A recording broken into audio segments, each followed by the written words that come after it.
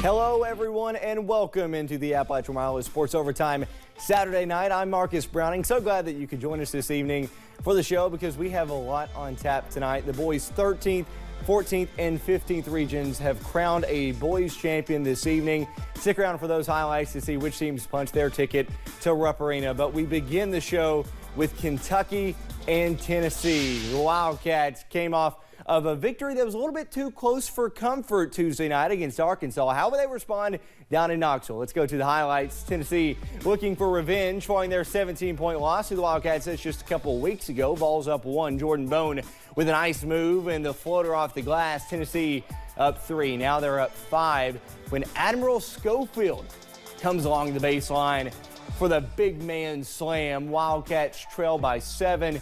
Tennessee led by 13 at the break. We go second half. UK down 16. Tennessee coughs it up. P.J. Washington takes off with it.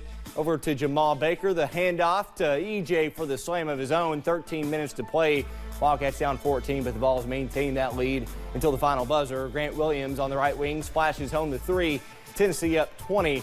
They get revenge. 71-52. Kentucky falls short. The Wildcats had one lone scorer in double figures, that being P.J. Washington with 13.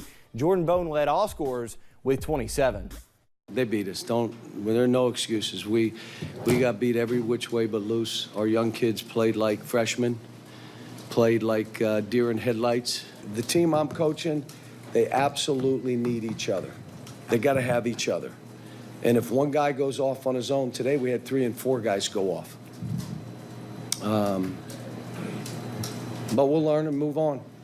And move on they will. As for what's next, Kentucky now gets ready to go down to Oxford, Mississippi to take on the Ole Miss Rebels. A series about as lopsided as any. UK holds the series lead 106-13.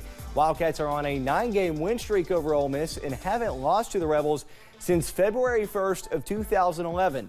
This meeting set for Tuesday night over on ESPN. It's going to be a little bit late, though. Tip-off slated for 9 o'clock. So following today's action, this one today had more than just rivalry bragging rights on the line. It had SEC and NCAA implications on the line as well. Here are the SEC standings, what they look like after today's action. Entering today, Kentucky, Tennessee, and LSU were all deadlocked for first place after the outcomes of today's games. Tennessee and LSU are, of course, tied for that top spot. Kentucky sits at number 3, 1 game behind both the Vols and the Tigers. All right, so now you know how the semifinals unfolded. You know the storylines entering to tonight. So let's go ahead and let's get started with tonight's Boys Region Championship action. We start over in Corbin for the conclusion of the 13th Region Tournament, 13th Region Championship. North Laurel taking on KNOX. It's Knox Central. Panthers were on the prowl from the start. Javante Turner surveys, fires, knocks down the 3 to get the Panthers going. Then Jalen Adams on the break gets it to Dane Immel for the short J, forcing in North Laurel a timeout. Knox Central rolling early. They kept it going out of the timeout, too. This one, Turner, no good. But look at the hustle from Nick Martin. The hoop, the harm, and the flex following that one. Panthers open up on a 12-0 run. Jaguars get on the board by way of Cole Kelly, splashing the right corner 3, but not much going North Laurel's way in this one. In the second quarter, Immel finds Andrew Sizemore for 3. Panthers 50% from 3 in the first half. They beat the press this time. Sizemore finds a cutting Jalen Adams for 2. Panthers up by 21 at the break. Second half was a formality for the Panthers. The emotions and the joy from the players on the sideline as the team gets ready, or gets its school record 30th win on the year. Panthers storm the court as they are headed back to the Sweet 16 for the first time since 1970. Panthers win the 13th Region Trophy with a 80-58 win over North Laurel. WIMT sports reporter Willie Hope was in attendance for the game and has more from the Corbin Arena. We've seen a number of streaks fall. The Cubs winning the World Series for the first time in 108 years. Boston waiting 86 years for the Red Sox to win the World Series. Now we have another streak that fell tonight. Knox Central heading back to the Sweet 16 for the first time since 1970. All smiles and a lot of emotions from the Knox Central Panthers. I've been with these kids coaching and coaching against them in the county since they were 2nd grade. I've watched them grow up, and they turn into men. This senior-laden team broke a 49-year streak. I just know what it means to this community. I know how much we wanted this and how much it would mean if we got this region championship. It's been 49 years. It's been too long without one. And, you know, to bring one to this community, to this school, it means so much. I can't even describe how much it feels right now. I feel on top of the world, and I cannot wait to get on Rupp Arena. First time in 49 years, you know, it's just the best feeling, really. It feels like you're on top of the world. And being able to do it with my brothers, you know, it just makes it so much more better.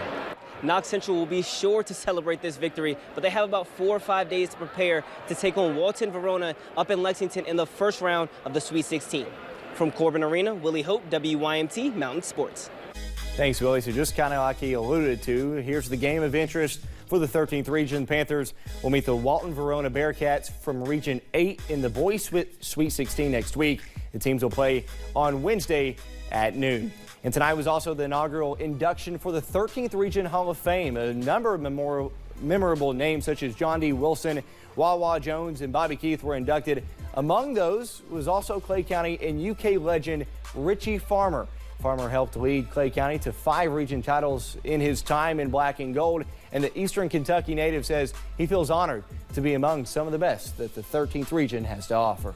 One of these folks that got plaques tonight, you know, it's people that I watched and people that I grew up hearing about. So to be in that inaugural class and, you know, with the history of the 13th region and all the great players and coaches that's been a part of it, it's really an honor, and it means a great deal to me.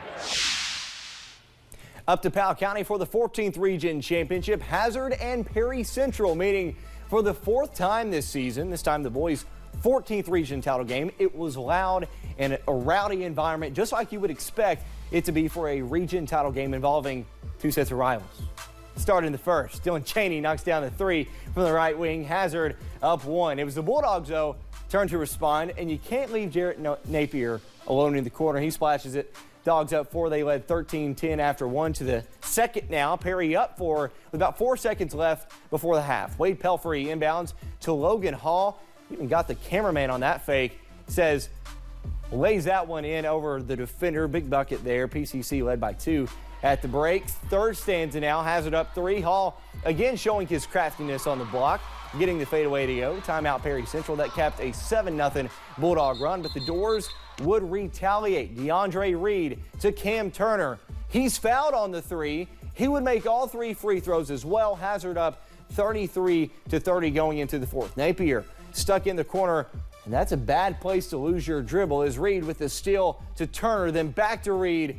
Reed gets the transition deuce to drop. We have a ball game, folks. It's knotted up at 39 apiece. Commodores now up 1. Turner drives, but it's unable to finish. But look at Noah Cottle. Cleans up the mess. This senior really wants to finish his high school career up in Rupp Arena. Perry up 3. Hazard not going down without a fight, though. Austin Bennett misses, then Hall. That's no good. Bennett gets it the 3rd attempt, however. 50-48 Perry Central. Perry would, though, ice the game from the line. DeAndre Reed makes it 53-48 Doors. That's Reese Fletcher. It's off the mark. Cottle corrals a rebound, and Perry Central does it again. They are your 2019 boys 14th Region champions. They defeated Hazard for the 4th time this season, 53-48. Junior guard DeAndre Reed was named the 14th Region Tournament MVP. Here's Coach Hoskins, Shannon Hoskins, right after the game.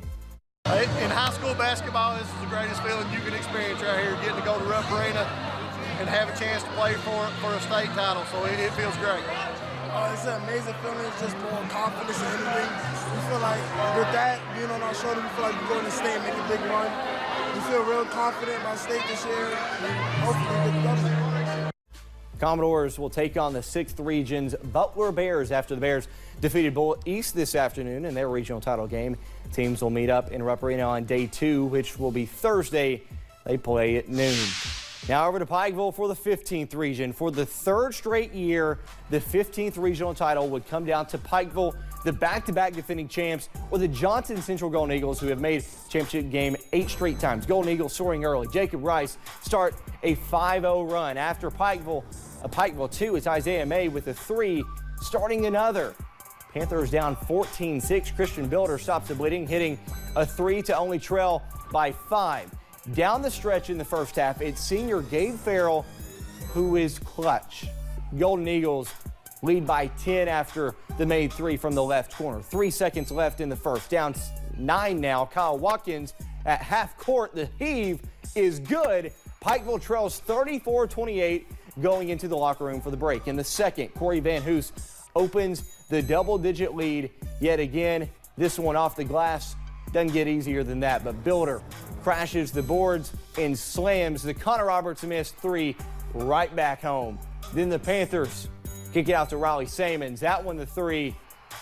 JC calls a timeout, only up 6. We fast forward to the 4th. Pikeville keeps JC within 10. Late they chip away with 3s from Watkins, who had 21. With a minute to play, Pikeville gets within 2 thanks to the Builder tip on the other end. Corey Van Hoos answers right back under the basket. Pikeville have to foul. They're down 3. Panthers have one last chance. This one, the top, no good. Johnson Central gets it. They seal the victory from the line. Golden Eagles win 66-61 of a 19-point night from Isaiah May, 13 points from John King, and of course 15 points and 8 assists from tournament MVP senior Jacob Rice. WIMT sports reporter Tommy Poole was in Pikeville for the game and has more from the East Kentucky Expo Center. It was a horn that the senior class had heard for the 4th straight time. However, the 3 previous times they heard it, they were on the losing side of that horn. The last 2 years was to Pikeville, so it was only fitting that this senior class goes out as 15th region champs against their rival Pikeville.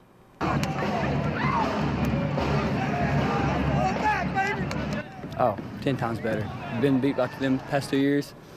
Doesn't get better than that. Honestly, it had to be Pikeville, and we would have been thrilled to win the region against anybody, but it had to be them. We had to slay that dragon, had to get that monkey off our back. They'd gotten us a couple of different times, and to get here and actually, come out on top was real special. When they climbed up on the ladder and cut down the net here in the East Kentucky Expo Center, all of those emotions came flooding.